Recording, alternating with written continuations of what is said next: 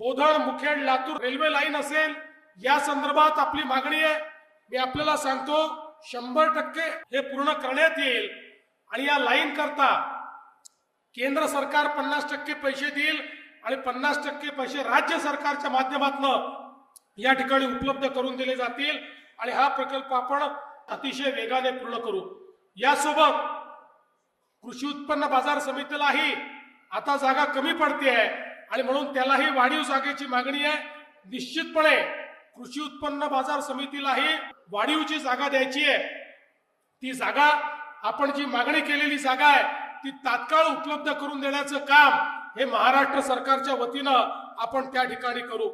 आपल्याला कल्पना आहे लेंडी सारखा प्रकल्प अनेक वर्ष थकला होता।